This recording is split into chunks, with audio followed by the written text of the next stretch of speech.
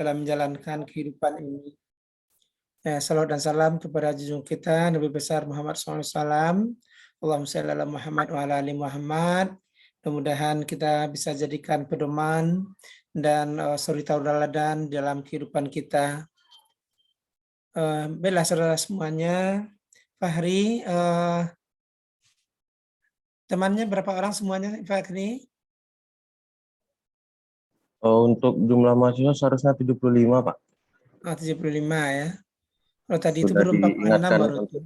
iya, sudah diingatkan untuk join, Pak. Mungkin lagi Iya, proses. seharusnya join langsung karena kan proses kita dari jam 7:30 tadi tuh. Ya, Pak. Ya, tolong diingatkan jalan lagi. Ya, Pak. Baik, Pak. Jadi topik kita yang kedua ini adalah ya pertimbangan biofarmasi di dalam merancang suatu produk obat ya. Saya sudah sampaikan pada minggu yang lalu, pertimbangan biofarmasi itu dapat digunakan untuk menentukan dosis dan regimen dosis, serta dapat menentukan bagaimana bentuk sediaan obat yang cocok untuk suatu zat aktif tersebut. Ya, tentu ini juga tidak lepas daripada rute pemberian ya, rute of administration-nya. Ya, kita mengetahui bahwasanya kadar obat di dalam aliran darah itu bukan serta-merta hanya ditentukan oleh zat aktif saja. Kita sudah sampaikan, seperti apa yang disampaikan oleh Wak Kenar kemarin itu, bahwasanya ingredient, manufacturing proses juga akan berpengaruh terhadap pencapaian kadar obat dalam aliran darah. Oleh sebab itu, kalau sekiranya kita telah melakukan modifikasi formulasi suatu sediaan obat, seyogyanya kita harus tentukan lagi bioavailabilitasnya. Karena kalau formulanya sudah berubah, bisa saja nanti akan berpengaruh terhadap laju disolusinya. Kalau laju disolusi sudah berpengaruh, maka akan dapat meningkatkan kadar obat di dalam aliran darah. Ya, kalau dalam istilah-istilah farmakokinetiknya, terdapat peningkatan kadar obat dalam kompartemen sentralnya. Ya, kompartemen sentralnya. Oleh sebab itu, kalau terjadi peningkatan yang cukup signifikan, dosis akan dapat kita turunkan. Ya, dosis akan dapat kita turunkan. Ya, begitu juga halnya dengan regimen dosis. Kalau regimen dosis itu ya tentu pertimbangannya adalah dari data-data farmakokinetik yang terkait dengan proses eliminasi obat. Regimen dosis dihitung ya terutama sekali dari tetapan nilai T setengah. Ya, T setengah. Nah, nanti dalam farmakokinetik saudara harus mampu itu menentukan parameter-parameter farmakokinetik obat. Jadi setelah kita lakukan analisis model kompartemen, baru tetapkan nanti berapa K eliminasi obat. Dari nilai K eliminasi obat, maka T setengah akan dapat. Jadi ini runutnya seperti itu.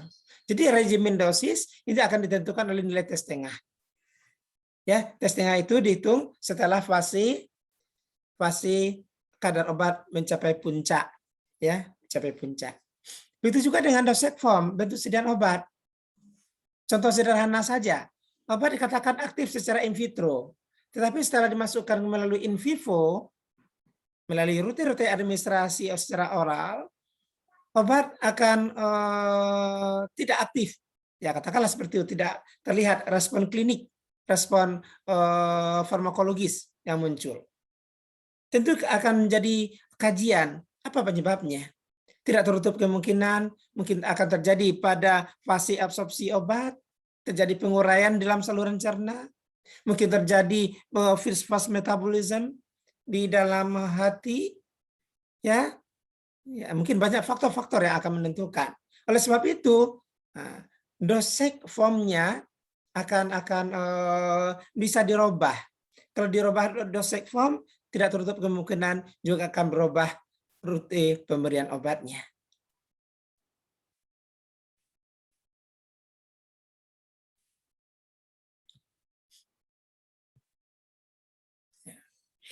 Di dalam proses kinetika obat di dalam tubuh, yang secara umumnya itu mungkin ranah biofarmasi farmakokinetik secara umum, ya. Nah, maka kita akan kenal ada istilah rate limiting step in drug absorption. Kita mengetahui bahwasanya proses ya absorpsi sistemik daripada satu obat itu akan dipengaruhi oleh satu proses yang runut, mulai daripada disintegrasi of the drug product, ya, dissolution of the drug in aqueous environment, dan absorption across cell membrane into the systemic circulation. Jadi disintegrasi merupakan suatu proses pecahnya sediaan obat-obat padatan menjadi granulat atau drug partikel, tergantung lagi kepada manufacturingnya. Jadi ini kita gambarkan untuk obat-obat yang formulanya agak komplit. Ya, tidak semuanya yang mengalami disintegrasi. Ya, yang disintegrasi itu apabila dia dibuat melalui kempa cetak. Ya, apakah itu dengan cetak langsung direct kompresi atau dengan cara granulasi, ya. Maka mengalami proses disintegrasi dulu. Dan ini merupakan suatu fenomena yang dikatakan di dalam fase-fase farmaseutik. Termasuk yang kedua itu adalah disolusi obat di dalam larutan atau pelarut. Dalam hal ini tentu saluran pencernaan. Ya, yang ketiga itu adalah absorpsi. Ya, absorpsi itu adalah suatu proses perpindahan obat dari luar kompartemen menuju satu kompartemen bagian dalam melalui satu membran yang kita sebut dengan membran sel. Membran sel bersifat semi-permeable, hanya dapat melewatkan molekul-molekul tertentu, zat-zat tertentu. Tidak semua molekul-molekul itu akan dapat dilewatkan. Ya. Jadi apa yang dikatakan rate limiting step itu? Kalau dalam istilahnya disebut dengan slowest step in a series of kinetics process. Jadi apa itu kira-kira, Pak Hari?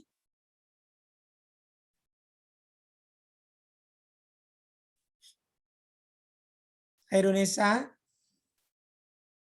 Apa kira-kira itu yang katakan dengan rate limiting step itu?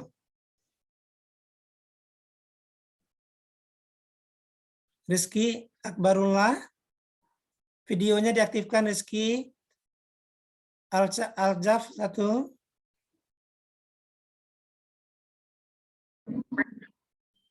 Iman. Apa kira-kira itu?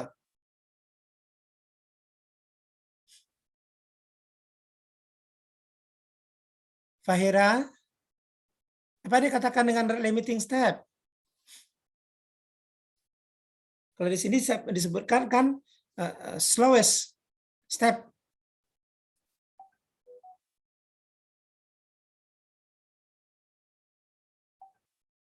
Apa itu kira-kira?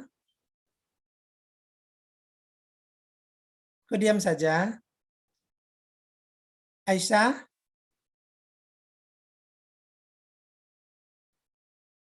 Aisyah masih mute. Iya, silakan. Rate limiting step itu proses yang paling lambat dalam kinetic proses. Ya. Dalam apanya apa kira-kira itu? Dalam pengertian lebih konkretnya. Butuh waktu untuk memproses obat di dalam sistem pencernaan. Ya. Kalau dalam istilahnya memang tahap yang paling lambat ya.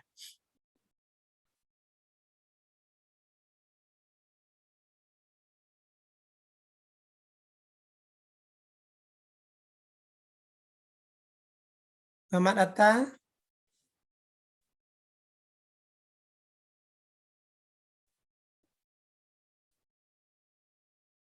Fizatul.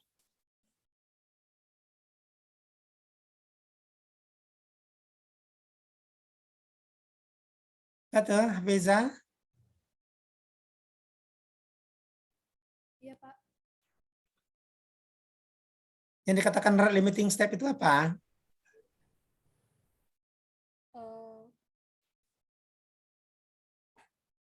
tahap obat itu lambat di Kurang jelas suaranya. Ngedekatkan apa sedikit? tahap obat itu sangat lambat ketika proses kinetik, Pak. Ya.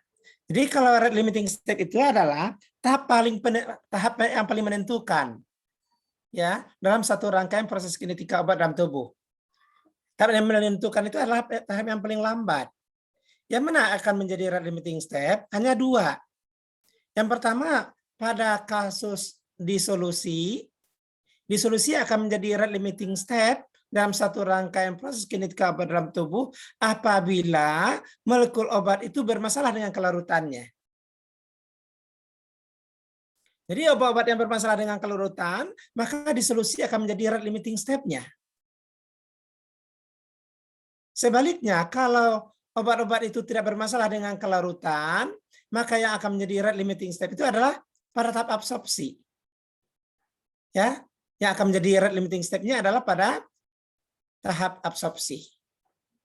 Oleh sebab itu, ya di dalam akhir apa ini kan Bapak akan kasih tugas ya supaya nanti Anda lupa ya.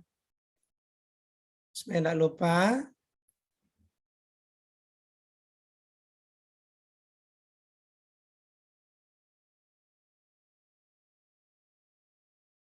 Nah,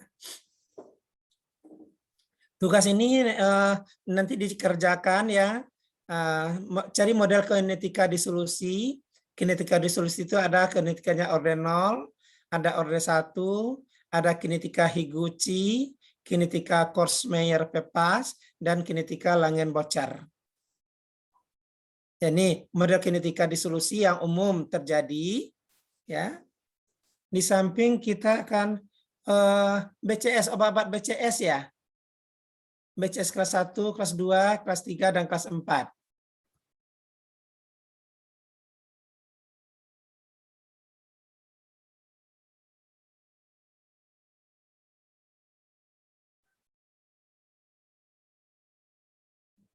Ya, nah, kita lanjutkan ya. Lanjutkan. Nah, jadi tahap yang paling menentukan itu kalau tidak disolusi, kalau tidak absorpsi. Maka ini ada kaitannya dengan BCS, Biopharmaceutical Classification System. Ya. Nah, jadi ada BCS kelas 1, kelas 2, kelas 3, dan kelas 4. Kelas 1 itu mudah larut, mudah diserap. Ya, BCS kelas 2 mudah larut, sukar larut, mudah diserap. BCS kelas 3 mudah larut dan sukar diserap. Yang keempat, sukar larut dan sukar diserap. Nah, pekerjaannya lebih berat yang keempat itu. Nah, ini kira-kira gambaran tadi itu proses laju proses pada saat bioavailabilitas obat ya. Bioavailabilitas itu adalah bagaimana kadar obat di dalam tubuh. Dalam hal ini adalah kompartemen sentralnya dalam aliran darah. Ya, obat dalam bentuk sediaan obat akan mengalami disintegrasi dan melepas dia. Ya, bisa saja prosesnya langsung menjadi solid drug particle, fine particle, atau mungkin akan berubah menjadi granulat. Tapi granulat di sini kita buatkan. Ya, granulat. Jadi pada saat granulat, ya, granul akan ada terjadi yang kita sebut dengan disolusi minor. Sedangkan kalau di sini akan terjadi disolusi mayor. Ya, disolusi mayor itu terjadinya pada saat partikelnya sudah halus. Karena partikel halus ini erat kaitannya dengan luas permukaan. Semakin luas permukaannya, maka proses disolusi akan semakin besar ya, sehingga obat berada dalam bentuk larutan. Dan inilah syarat utama yang secara umum untuk bisa obat diserap itu, maka obat harus berada dalam bentuk larutan dulu. Ya, sehingga obat akan dapat masuk ke dalam aliran darah ya melalui mekanisme yang kita sebut dengan absorpsi. Faktor-faktor farmaseutik yang berpengaruh di dalam bioavailabilitas obatnya. Seorang ahli farmasi harus mempertimbangkan beberapa hal dalam rangka merancang suatu produk obat. Yang pertama, jenis daripada produk obatnya. Apakah kita ingin menjadi tablet kah dia, menjadi bentuk kapsulkah dia, menjadi tabletnya tablet salutkah dia, dan lain sebagainya, atau bentuk-bentuk sediaan yang lain. Kita harus mempertimbangkan ya faktor-faktor farmaseutiknya. Yang kedua, ya, sifat daripada eksipien di dalam produk obat itu. Karena eksipien yang kita pakai itu di samping dia akan memenuhi nilai-nilai estetik, ya nilai-nilai estetik, nah, tapi juga dia berperan di dalam melaksanakan fungsi dia di dalam sediaan itu. Kalau dalam tablet akan ada yang kita sebut dengan bahan-bahan binding agents, akan ada filling ya, bahan-bahan pengisi ingredient. Mungkin ada bahan yang sifatnya glidan ya, atau lubricants ya, ada lagi bahan-bahan yang sifatnya membantu pelarutan dan lain sebagainya. Ya, sifat daripada eksipien itu sangat berpengaruh. Di samping eksipien, konsentrasi eksipien atau jumlah eksipien juga akan bisa berpengaruh. Ya, nah, dan ini yang pernah kita sampaikan pada minggu yang lalu itu. Bagaimana sifat-sifat fisikokimia daripada molekul obat itu? Kan sudah dicari ya, sifat fisikokimianya dan bagaimana cara menentukannya. Ya, Maulida, udah ketemu sifat-sifat fisikokimia yang ditugaskan? Udah, Maulida? Sudah, Pak. Ya, nah, nanti kita lihat lagi. Ya.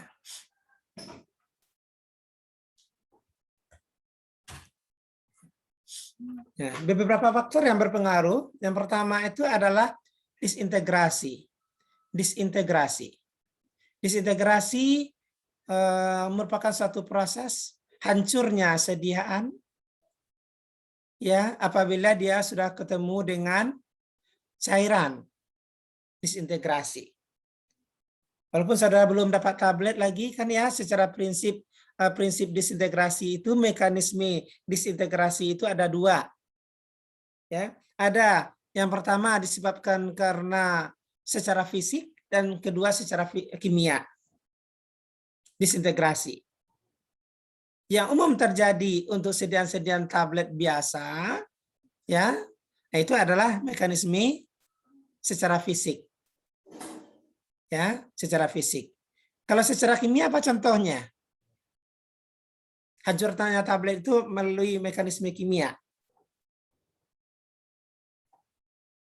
Kalau secara kimia kan terjadi ya suatu reaksi ya antara satu zat A dengan zat B sehingga tablet itu akan pecah. Apa contohnya? Secara kimia? Rahmat?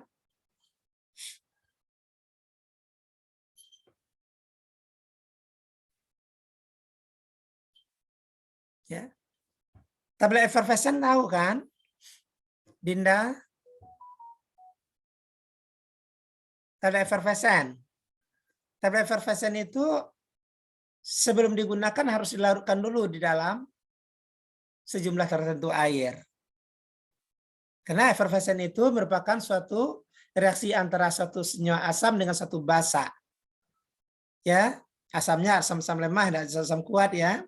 Biasanya asam sitrat, asam tatrat dengan natrium bikarbonat. Ya, di dalam air dia akan pecah. Bereaksi asam dengan basa akan menghasilkan satu senyawa garam, sehingga tablet itu akan mengeluarkan CO2. Kan ada buih-buihnya itu kan ya. Itu adalah tablet efervescen. Jangan ditelan langsung, tolong diingatkan kepada pasien sewaktu kita menyerahkan obat itu kepada pasien itu. Ya, pada saat kita melakukan dispensing. Tablet harus dilarutkan dulu. Kita bisa bayangkan nanti kalau tablet efervescen tidak dilarutkan terlebih dahulu, betapa besarnya gas yang ada di dalam rongga saluran cerna kita. Ya, sehingga disintegrasi ini, waktu hancur ini akan menjadi quality control daripada proses pembuatan obat. Syaratnya apa? 15 menit untuk tablet biasa harus hancur maksimal. Ya, maksimal 15 menit untuk tablet biasa, sementara untuk tablet salut ya itu maksimalnya adalah 1 jam. Kalau persyaratan itu tidak terpenuhi, harus diperbaiki formulanya. Ya. Yang kedua adalah disolusi. Disolusi itu adalah suatu proses di mana suatu bahan kimia atau obat menjadi terlarut di dalam satu jumlah tertentu pelarut. Suatu proses di mana bahan kimia. Artinya apa di sini ini? API-nya, active pharmaceutical ingredient, atau drug-nya. Drug ini adalah bentuk sediaan obat. Jadi proses disolusi itu bisa dipelajari dari bahan aktifnya saja ataupun dari sediaan farmasinya, BSO-nya, bentuk sediaan obatnya. Bentuk sediaan obat padatan, Thomas sekali ya. Pernah mendengar istilah disolusi intrinsik? Pernah mendengar istilah disolusi intrinsik? Tidak, Pak. Anissa, Latifah? Belum, Pak. Belum. Asra? Belum, Pak. Ya, disolusi intrinsik itu adalah disolusi daripada suatu zat yang diukur pada luas permukaan yang konstan.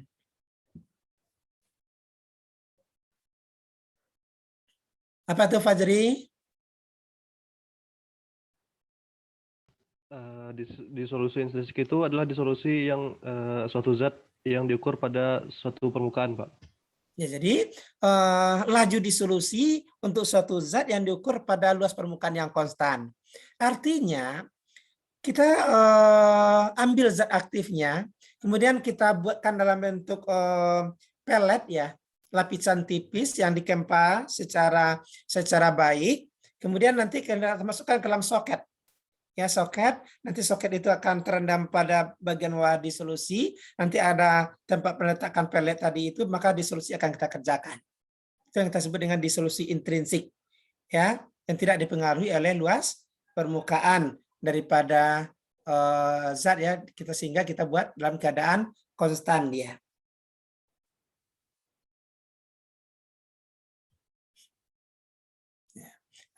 Tolong diingat-ingat ini ya, jangan sampai ada yang lupa. Kalau kita berbicara tentang disolusi, maka persamaan ini adalah suatu persamaan yang sangat-sangat penting sekali. Ya, DC per DT itu sama dengan DAK per H dikali CS min C. Ya, DC per DT itu adalah laju disolusi. Jadi kita pakai istilahnya adalah laju ya. Kurang tepat kalau kita pakai istilahnya itu adalah velocity atau kecepatan. Jadi, laju itu adalah perubahan konsentrasi zat yang terjadi dengan berubahnya waktu. Jadi di dalam disolusi untuk zat aktif untuk sediaan biasa, biasanya maksimalnya hanya 1 jam. Tapi untuk sediaan-sediaan yang telah dimodifikasi pelepasannya, persyaratan-persyaratan disolusi itu harus kita penuhi ya. Seminimal mungkinnya itu adalah 6 jam. 6 jam. Ya, ini adalah laju disolusi. D adalah koefisien konstanta ya, laju difusi.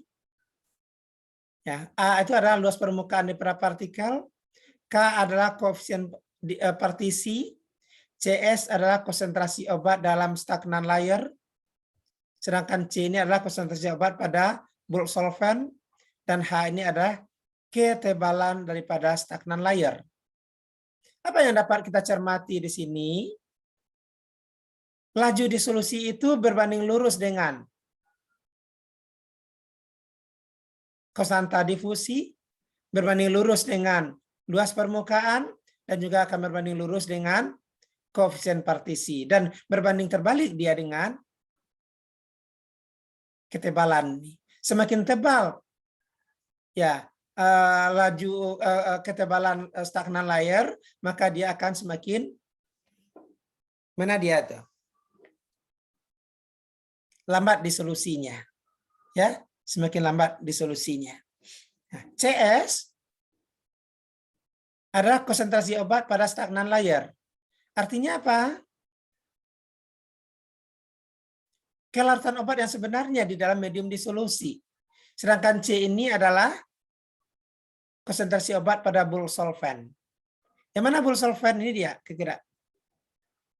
Ya, Ini yang CS. Ya, kita ambil satu partikel yang akan mengalami disolusi. Ini ada CS, adalah kelautan obat yang sebenarnya di dalam medium disolusi, dan ini adalah C di luar. Kita mengharapkan dalam uji disolusi antara CS dengan C ini perbedaannya adalah sangat besar. Ya, sangat besar. Sehingga C ini dapat kita hilangkan. Ya, sehingga C ini akan dapat kita hilangkan. Kalau C ini sudah dapat kita hilangkan, ini yang kita sebut dengan sink condition, ya, kondisi hilang. Ya, sink condition, ya. Nah. Proses difusi itu akan mengikuti hukum Fick. Ya, difusi itu adalah proses perpindahan obat dari konsentrasi tinggi ke konsentrasi rendah melalui gradien konsentrasi. Nah, kemarin kan sudah kita sampaikan ya, salah satu sifat fisikokimia yang mempengaruhi formulasi itu adalah luas permukaan ini. Bagaimana cara menentukan luas permukaan? Masih ingat formasi fisikanya? Masih ingat? Lupa? Nur Alimah, bagaimana cara menentukannya Nur Alimah?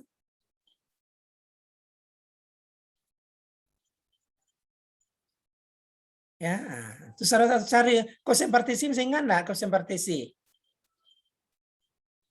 Apa koefisien partisi yang paling rumus yang paling sangat fundamental sekali yang tidak boleh juga dilupakan itu seharusnya? K sama dengan CA per CB. Ingat itu? Ya, satu zat akan dapat larut di dalam dua pelarut yang saling tidak bercampur.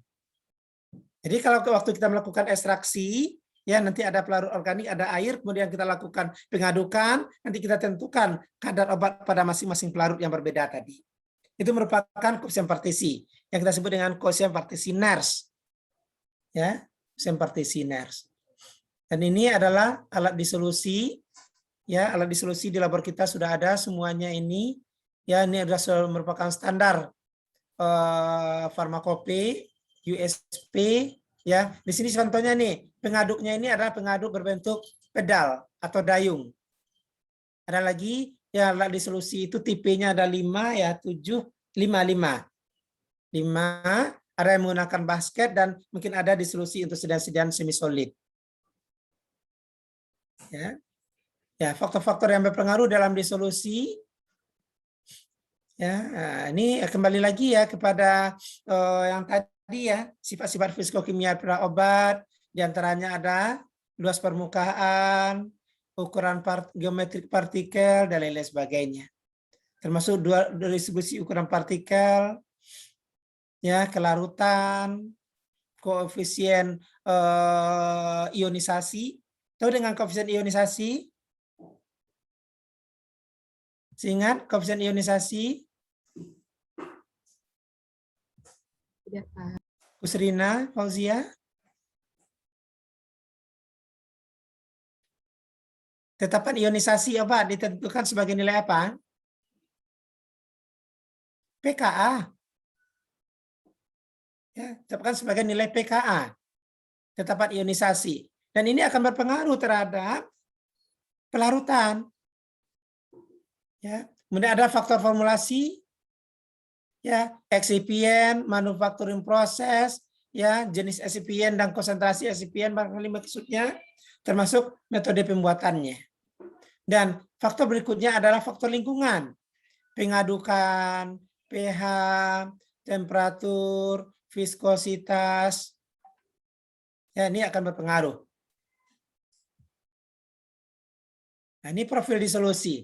Profil disolusi itu kita tentukan dengan cara menyampling, ya, sampel yang kita sedang lakukan uji pada menit ke 0 sampai ke 60 untuk sedan tablet biasa.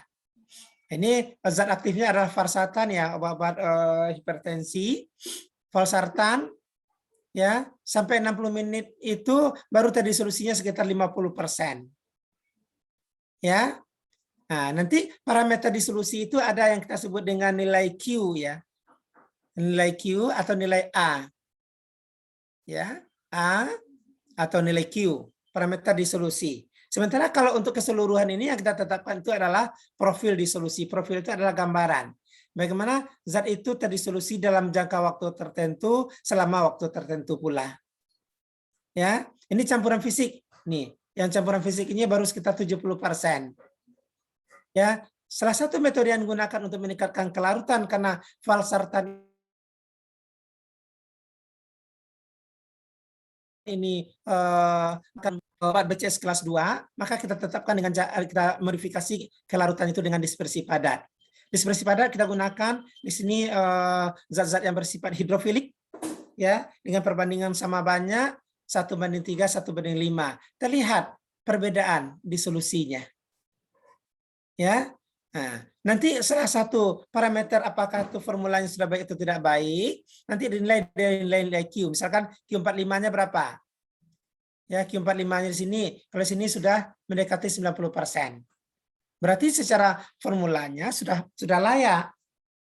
Ya, ini dalam rangka kita melakukan rekayasa farmaseutik ya. Pertimbangan biofarmasi di dalam merancang suatu produk obat itu diantaranya ada pertimbangan farmakodinamik. Ya, pertimbangan farmakodinamik ada bagaimana tujuan terapeutiknya. Ya. Nah, kan ada obat itu satu dosis digunakan untuk efek A, dosis yang lain digunakan untuk efek B. Ada. Apa contoh yang paling sederhana yang secara berbeda betul dia? Apa? Asetosal. Asetosal digunakan untuk apa?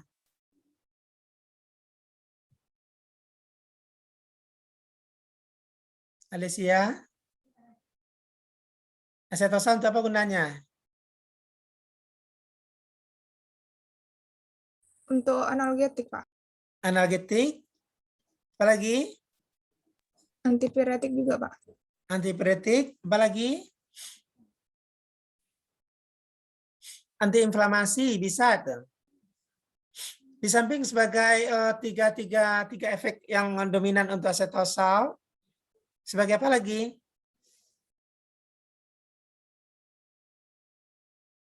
Antiplatelet, ya, atau disebut juga dengan trombolitik. Jadi pada kasus-kasus orang yang hiperkolesterolemia, ya, kolesterol tinggi.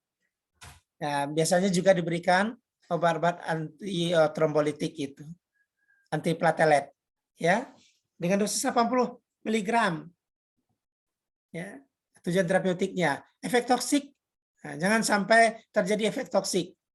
Itu juga dengan efek samping daripada obat. Ya, kemudian pertimbangan obatnya, nah, ini berulang-ulang terus disampaikan ini, bagaimana sifat-sifat fisikokimia daripada obat. Ya, perlu untuk kita kaji secara lebih mendalam, termasuk kestabilannya, kompatibilitinya, ya, kemudian pertimbangan produk obatnya, bagaimana farmakokinetika obat. Berbeda bentuk sediaan obat, farmakokinetikanya bisa berbeda profilnya.